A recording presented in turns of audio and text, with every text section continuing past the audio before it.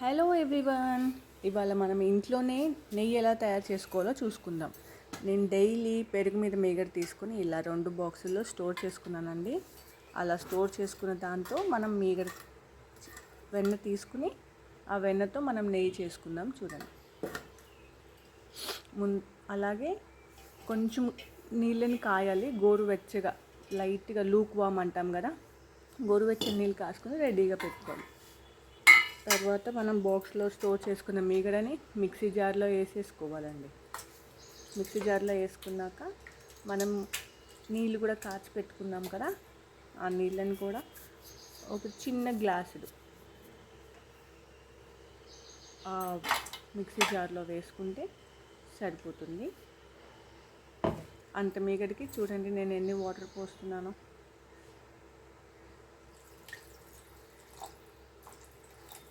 అలా పోసేసేసి మన mixie జార్కి cap పెట్టేసేసుకుని mixie తిప్పుకోవడమే.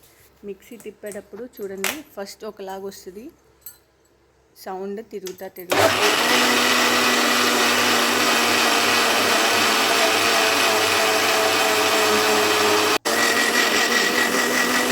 అలా వస్తే మనం వెన్న రెడీ అయినట్టే. చూడండి, వెన్నపూస రెడీ అయిపోయింది. ఇప్పుడు మనం ఆ మిక్సీ జార్లోది ఒక పెద్ద గిన్నె తీసుకుని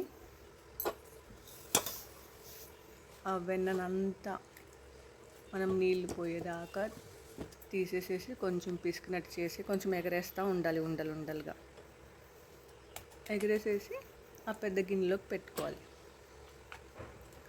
మనం కొంచెం నెయ్యి తీసుకున్నా కానీ, నెయ్యి చేద్దాం అనుకున్నాను కానీ కొంచెం పెద్ద గిన్నె తీసుకుంటే బాగుంటుందండి. ఎందుకంటే మనం నెయ్యి చేసేటప్పుడు ఆ వెన్న కరిగే కొద్దీ ముందు పొంగు వస్తూ ఉంటుంది పైకి. సో అలా మనకు బయటకు పడకుండా ఉండాలంటే కొంచెం పెద్ద గిన్నె తీసుకుంటే బాగుంటుంది. అలా నా దగ్గర ఉన్నదాన్ని ఫస్ట్ కొంచెం వెన్న చేశాను, మిగడంతా వెన్న చేస్తే ఇది అయిందండి. అలా పొయ్యి వెలిగించేసేసి ఆ గిన్నెని పొయ్యి మీద పెట్టేస్తే వెన్న మెల్లిగా కరుగుతూ ఉంటుంది. చూడండి, ముందు ఇలా నురగలాగా వచ్చేసింది. కొంతసేపు అయ్యాక మొత్తం కరిగిపోయాక మొత్తం నురగలాగా కనిపించింది మనకి.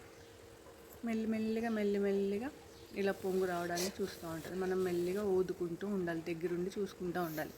మీడియం ఫ్లేమ్లో పెడితే సరిపోయింది, ఆర్ ఎల్స్ సిమ్లో కూడా పెట్టచ్చు. పైకి పొంగు రాకుండా పైకి చూసుకుంటూ ఉండాలి, లేదా మనం పట్టుకుని తిప్పితే సరిపోయింది.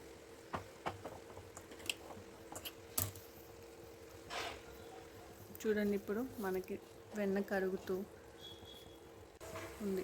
కొంతసేపు అయ్యాక ఇలా వచ్చిద్దండి, లైట్ వైట్ కలర్. అప్పుడు మనము కొంచెం కరివేపాకు రెబ్బల్ని తీసుకొని కొన్ని దానిలో వేసుకుంటే మనకి మంచి స్మెల్ వస్తూ ఉంటుంది. ఆ ఫ్లేవర్ అంతా నెయ్యిలో దిగి మంచి స్మెల్ వస్తూ ఉంటుంది, మనకి చాలా బాగుంటుంది. అలా కరిగించుకుంటూ ఉండాలి.